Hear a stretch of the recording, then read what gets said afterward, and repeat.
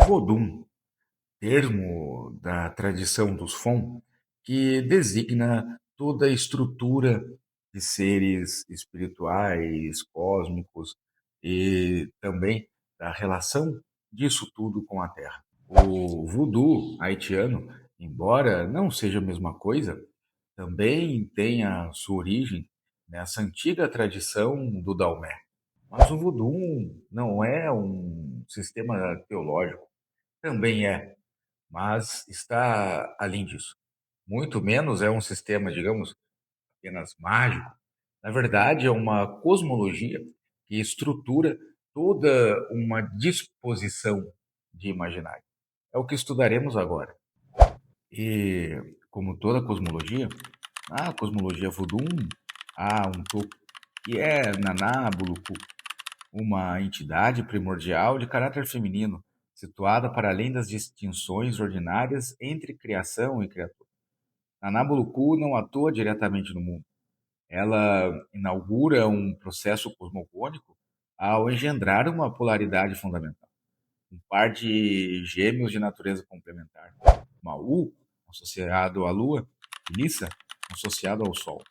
Essa dualidade não é apresentada como oposição excludente, é, na verdade, um sistema relacional no qual cada polo só adquire sentido em função do outro. Em certas versões do mito, Malu e Lissa formam uma unidade diferenciada, um ser duplo que reúne simultaneamente os princípios masculino e feminino. Nessa configuração, a criação do mundo não resulta de um gesto unilateral, mas de uma tensão interna, de uma diferenciação progressiva a partir de uma totalidade original. Em outras histórias, a função criadora concentra-se exclusivamente em Mahu, que assume sozinho a organização do mundo, reforçando a centralidade lunar no imaginário cosmogônico Fon. E agora surge o drama cósmico que notamos em todas as teologias, em todas as teogonias, em todas as tradições, que é a relação do peso da criação, a densidade da criação e as forças invisíveis, e como essas forças se relacionam com o universo manifestado e principalmente com o ser humano. É aqui que a mentalidade FOM, a teologia FOM, adquire características muito interessantes, pois, embora o drama, digamos, seja o mesmo de todas as outras histórias, lendas, escolas religiosas, opiniões teológicas, a solução é bastante interessante. O mundo criado por Maú é semelhante ao que vemos, por exemplo, em um tratado que surgiu bem mais tarde no meio judaico, já na Antiguidade Tardia, o famoso Sefer Yetzirah, tratado base da Kabbalah, que também organiza o mundo em uma lógica de ambivalência, vida e morte, ordem e desordem, crescimento e decadência, todos coexistindo sem uma resolução definitiva. Essa estrutura é refletida tanto na natureza quanto no destino humano. Os voodoos são princípios instáveis e não forças unívocas. Eles deslocam o equilíbrio em direções opostas conforme o contexto ritual e social. É aí que o mito da criação dos Fon introduz a importante figura, Aue, o macaco macho, convocado para auxiliar na modelagem dos seres a partir do barro.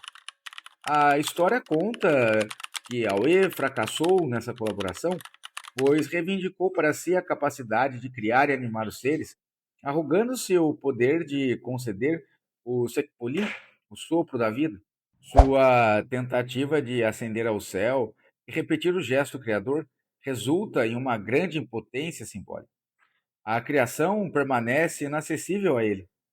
É claro que este mito é bem semelhante, principalmente no que chamamos de cristianismo gnóstico, ao mito de Lúcifer.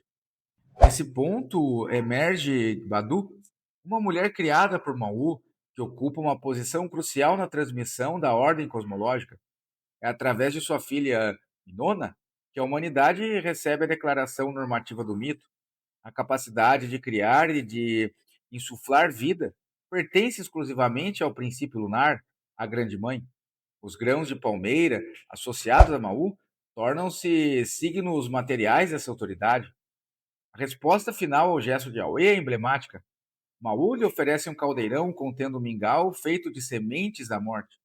O objeto aqui não aparece como uma punição, mas como uma operação simbólica que fixa as fronteiras entre criação e destruição, entre vida e finitude, como, por exemplo, o processo de Nigredo na alquimia ocidental.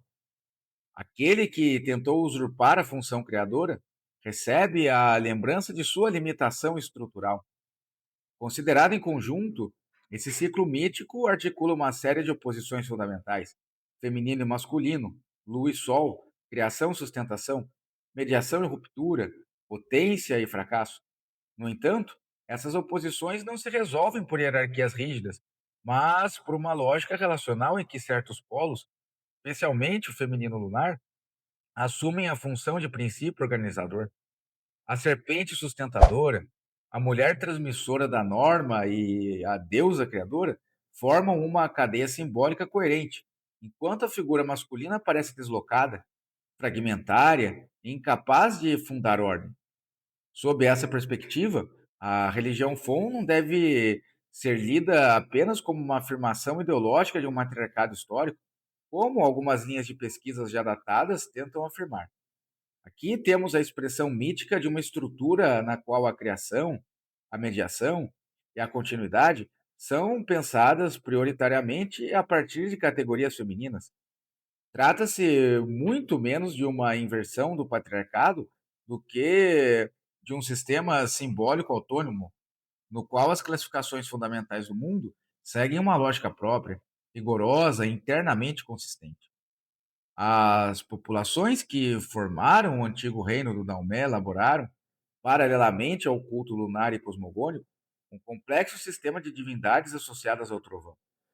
Ou seja, há agora um outro panteão que não se organiza mais de modo arbitrário, mas através de uma lógica clara da repartição de esferas cósmicas. Entre os deuses do trovão, Sorbo ocupa a posição soberana. Ele é associado ao céu, concebido simbolicamente como a cabaça superior e identificado como o filho mais jovem de Maú. Em oposição complementar, Sakbatá, o filho mais velho, governa a terra, e a cabaça inferior, representando o domínio da fertilidade, da matéria e da subsistência humana. E entre essas instâncias circulam os Vututu, entidades intermediárias que, em termos antropológicos, podemos chamar de psicopompos, que transitam entre todos os mundos. A presença dos Vututu revela que o Cosmos Fon é estruturado por zonas de trânsito, negociação e passagem, indispensáveis à manutenção do equilíbrio geral. O mito que narra a rivalidade entre Sogbo e Sagbatá articula uma oposição fundamental entre céu e terra, retenção e distribuição, poder coercitivo e responsabilidade vital. Originalmente, ambos os irmãos habitavam o céu, mas Sagbatá decide descer à terra, reivindicando a herança que lhe caberia por direito de primogenitura. Esse gesto introduz um desequilíbrio. A ordem cósmica, fundada na complementaridade, é ameaçada pela tentativa de apropriação unilateral. Maú intervém como uma instância reguladora e estabelece uma norma clara. Os dois irmãos devem governar conjuntamente, como uma unidade funcional. A decisão não elimina a diferença entre eles, mas a reinsere em um sistema relacional, no qual nenhum dos polos pode exercer soberania isoladamente sem produzir desordem. Encontramos o mesmo, por exemplo, nas interpretações patrísticas do evento de Caim e Abel. Ali, Caim representa o fundador da cidade e Abel, o pai da agricultura, o que é essencialmente o próprio drama da, digamos, antropologia judaica ao longo da história. A crise se manifesta quando o Sogbo, senhor do trovão, suspende o envio da chuva. A terra seca, os ciclos naturais, tudo é interrompido e a vida humana e animal entra em colapso. A retenção da água, que é um princípio vital, converte o poder celeste em instrumento de destruição.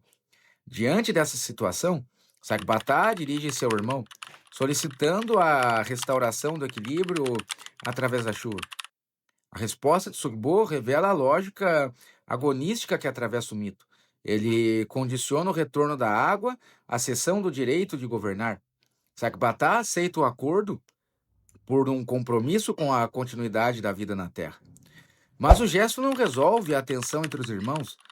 Na verdade, há um pacto que gera um conflito assimétrico, no qual a sobrevivência coletiva prevalece sobre a disputa de autoridade.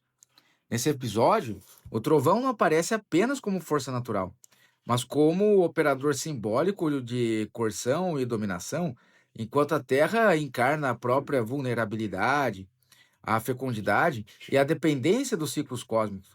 A chuva funciona como mediador entre essas duas esferas, sendo ao mesmo tempo instrumento de poder e condição de existência.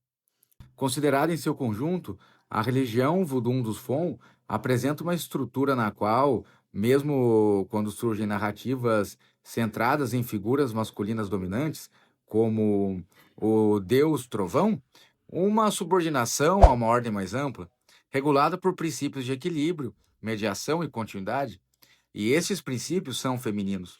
Isto é uma mentalidade na qual a autoridade não se legitima pela força isolada, mas pela capacidade de sustentar os ciclos que tornam a vida possível. Portanto, a religião Vodun do povo Fon, apesar de certa proximidade com os Yorubás e Igbós, bem como da presença de alguns enredos patriarcais, como o domínio do já mencionado Deus do Trovão, reflete de modo inequívoco uma disposição mental, uma estrutura de imaginário lunar, feminina e da mística noturna,